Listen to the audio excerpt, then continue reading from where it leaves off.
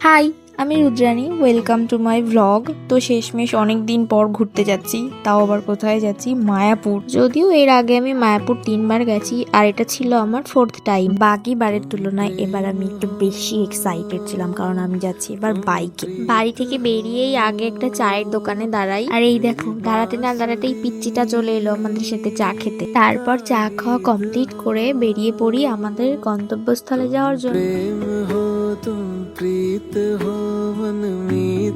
যেতে যেতে আবারও দাঁড়ালাম, কারণ অনেকটা খিদে পেয়েছিল। হাইওয়ের পাশে এই দোকানটাতে দাঁড়িয়ে খেয়ে নিয়েছিলাম 1 কাপ চা আর ডিম টোস্ট। তারপর কিছুক্ষণ ওখানে বসে আমরা আবারও বেরিয়ে পড়লাম। যাওয়ার পথে গুগল মহাশয়ের সাজেস্ট করা এই রাস্তাটা খুবই সুন্দর ছিল।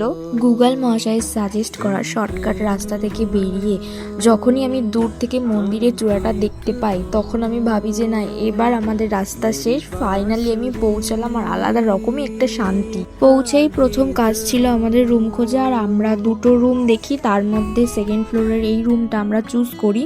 তারপর ফ্রেশ হয়ে একটু বসে রেডি হয়ে নিই, নবদ্বীপ আগে ঘুরবো তাই, যেহেতু আমরা একদিন স্টে করব তাই আগে দূরে যাব, তারপর দিন মায়াপুরটা ঘুরবো। তো ঝটপট রেডি হয়ে আমরা বেরিয়ে পড়লাম।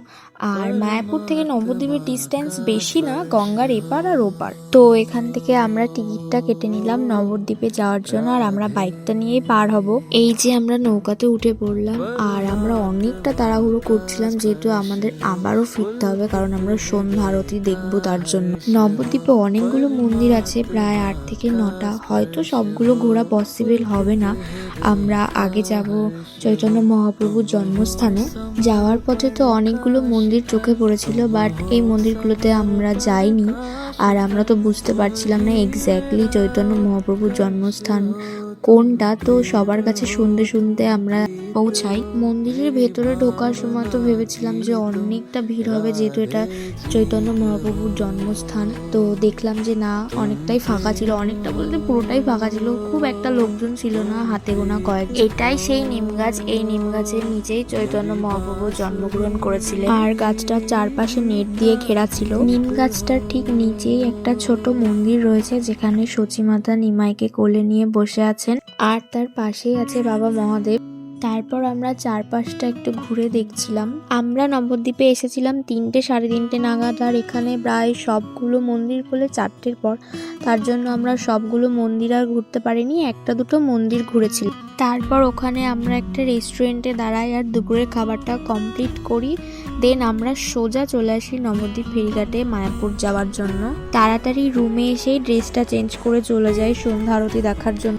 মন্দিরের মধ্যে ঢুকেই একটা আলাদা রকমই শান্তি, যেটা মুখে বলে বোঝানো যাবে না। তোমরা যারা গেছো নিশ্চয়ই জানো কতটা ভালো লাগে।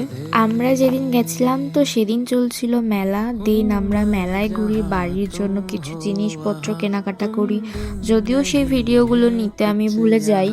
আচ্ছা, আজকের মতন ব্লগটা এখানে শেষ করছি। কেমন লাগলো তোমাদের অবশ্যই কমেন্টে জানিও।